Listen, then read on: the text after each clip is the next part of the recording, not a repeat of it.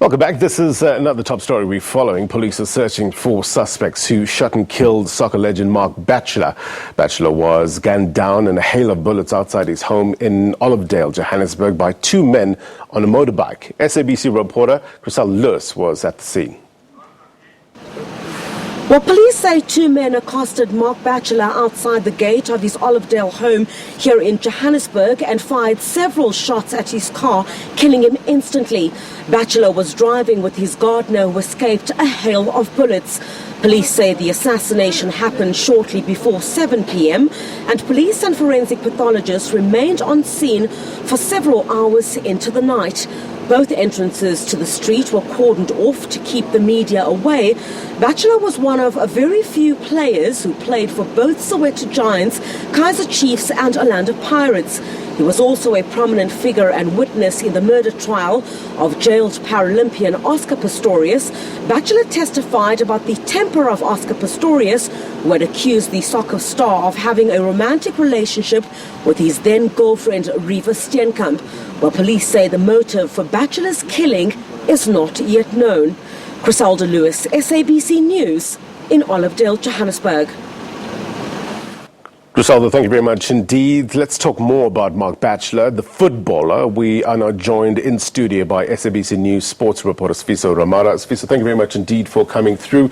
Let's talk about those, that don't know Marc and his playing career. Griselda was talking about some of the top teams that he played here in South Africa, but he went overseas as well.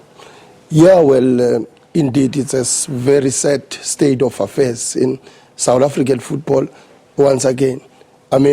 After last night's incident, you automatically think about the murder of former Pirates and Bafana keeper Senzo Meyiwa. But the difference is that Senzo, back then, he was an active player. Yeah. But Batchelor had retired from football, but he was a very gifted footballer.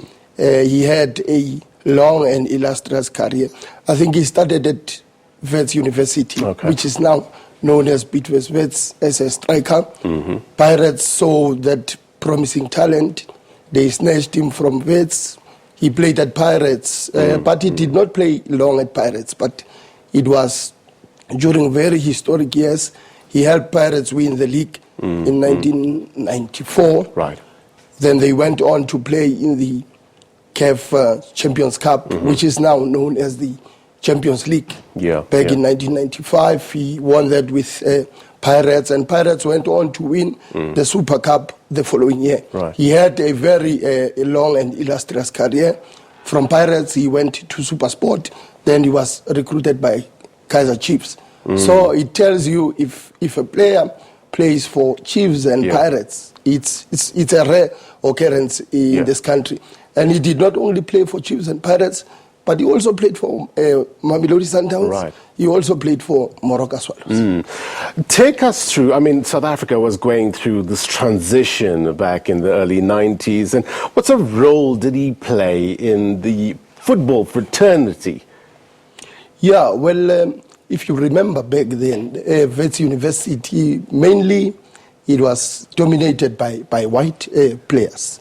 You had very few black players playing for the side. So Marc, like it happened with many footballers back then, when the so-called big clubs notice a promising player, good talent, they recruit that player. Marc went on to play for all the big teams you can mention in this country. He started his career as a striker, but Paul Toleza, the former Kaizer Chiefs and Mamelodi Sundowns coach, noticed the talent.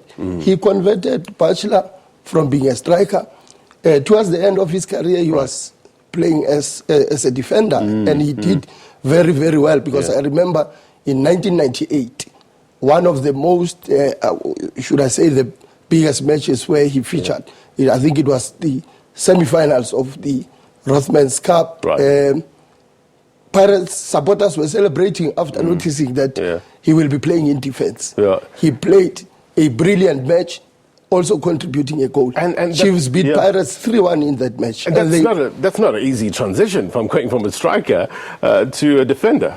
It's not easy at so he's all. talented. But you'll remember he was a big and very commanding, figure. He used to give defenders a hard time. So as a striker, he knew what, because he met defenders week in, week out. Then he knew exactly what qualities had to have to succeed as a defender. From your knowledge, did he contribute to the beautiful game after retiring?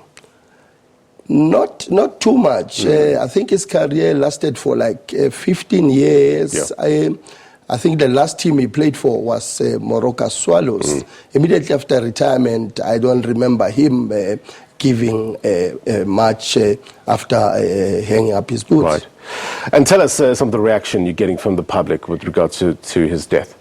Yeah, well, it obviously came as a shock to all of us fans, the media, and I've heard they've spoken to some of the players he played alongside. The likes of Hellman, Kelly, and they were in the same team that won the league for Pirates. And, he played alongside many legends. The names that come to mind, Williams Okpara, Gavin Lane, Edward Motale. He even played with Max Maponyane at Orlando Pirates. So this came as a shock. Obviously we'll have, we'll have to make some follow-ups and try and take the story forward and hear what the former players have to say about it. It's a developing story in terms of the crime scene as well. So we'll get an update a little later on from what police have managed to establish with regards to this so-called murder.